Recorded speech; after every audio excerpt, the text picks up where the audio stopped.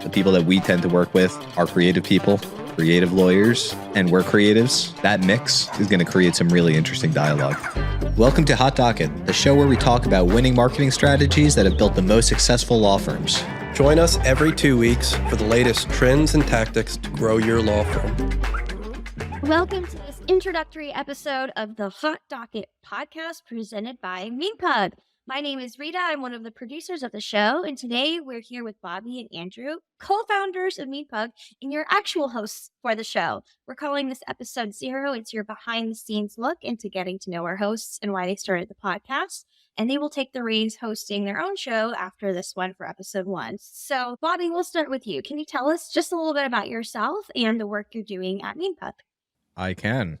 I'm a partner at MeanPug. Started the company with Andrew 3.5 years ago now, so been a good ride. I'm responsible for all things technical. So whether that's web builds or many things on the SEO side, operations, custom software, all that kind of falls in my realm. What's your favorite thing about what you do, Bobby? I love our clients. Kind of weird saying you love lawyers. I think that's not a commonly held belief, but I think our clients tend to be super analytical, love to talk through problems, have like a really established view of the world. And I like getting all those viewpoints. So probably my favorite thing in what we do is just the clients that we have. So also, I did hear that, you might be one of the folks running the show, but behind the scenes, we have a dog who is actually the real owner of MeanPug. Who's this dog and what's the lore behind this puppy? Yeah, CPO, the chief pug. Yeah.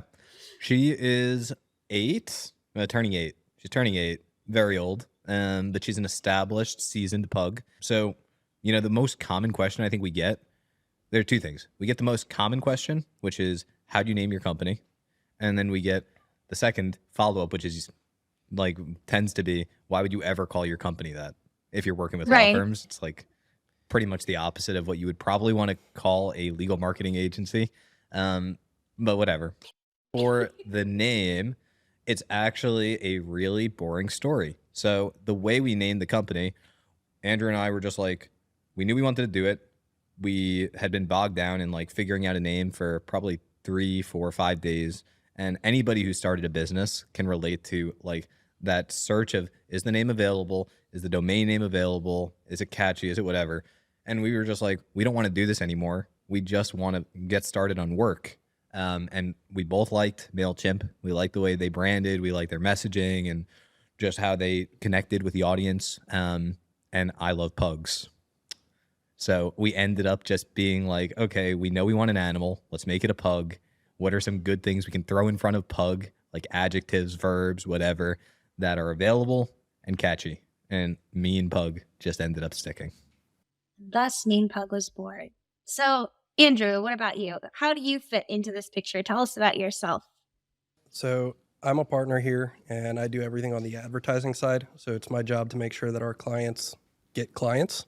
And I've been working with Bobby for probably 8 or 9 years at this point. And going back to the name, it was kind of silly of us because we ended up picking things we liked instead of thinking about our clientele in a lot of ways. But who needs clients? It ended up working out because it's very memorable in a space where all the other company names are really, really generic.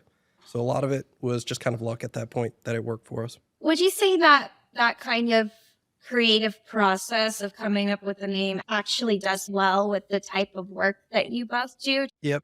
So I could say on our side, the creative process has gotten a lot better because we've hired people who are creatives and who are very good at that sort of thing. But at the same time, Bobby approaches it like an engineering process mindset and brings a lot of structure.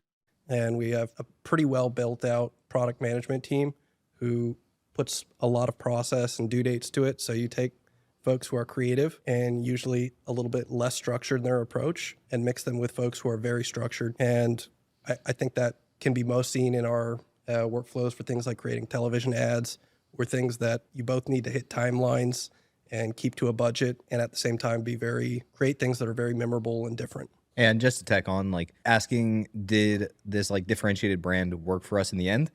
I think it's like a two-edged sword, right? We don't want to work, and I don't think firms that would work with us are firms that want to be different.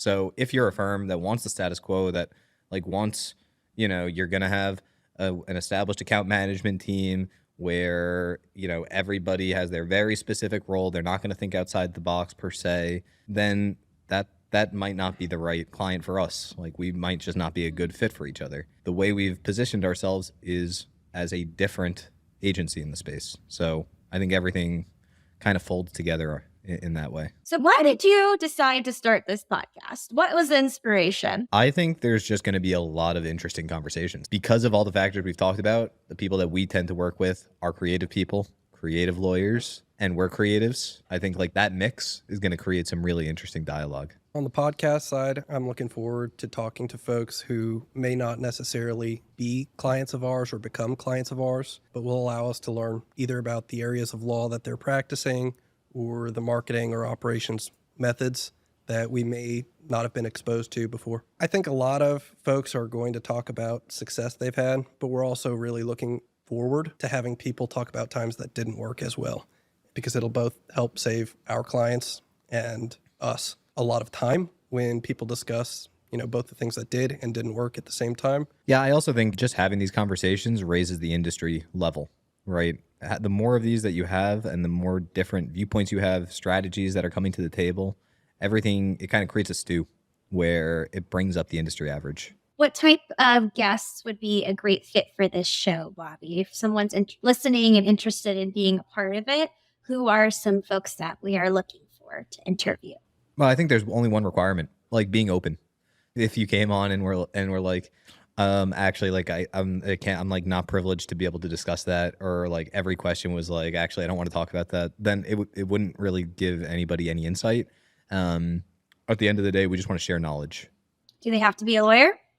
No, we're gonna bring on some marketing coordinators at bigger firms that we've been like super impressed by. We're gonna have on some folks that are in like the legal CRM side of things, and we've got a guy who does what does he do, like virtual depot, so he does like automation for deposition, and he's coming on to talk about his business. So I think there's a lot of like interesting ecosystem type stuff we're going to be discussing. The industry, one, is very fragmented, where you've got about 50,000 law firms, and that is not common with most industries in the U.S. today. Most of them have been relatively consolidated. Even beyond that, it fragments on skill sets, on the type of clients they will take, and it's also very conservative and traditional. So a lot of the way things are done is due to just a precedent that's there. So we're seeing a lot of change on all sides of law. I think there's always exceptions to the rule. So I don't want to like make a global statement like people do bad work. I just don't think that's true, and it's unfair.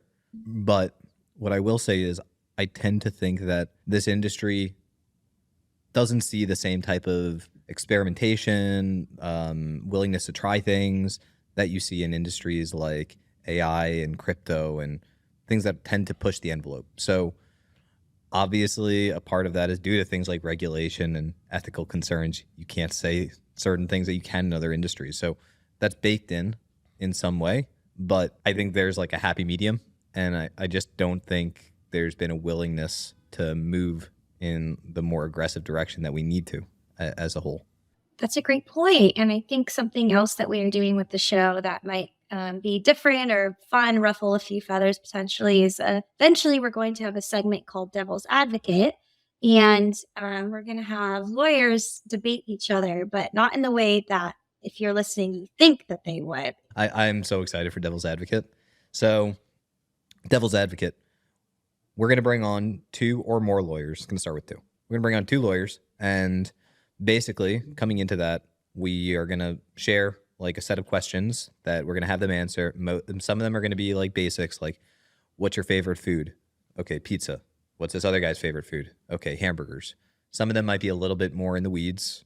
Not sure what that could be yet, but they might be a little more technical in nature, let's say. On the show, it's going to be the job of each of these lawyers to convince us and maybe the other why their opponent's choice is the right one. So if you're the lawyer and you chose pizza as your favorite and your opponent or what have you chose hamburgers, you have to convince us and the other lawyer why hamburgers are the better food.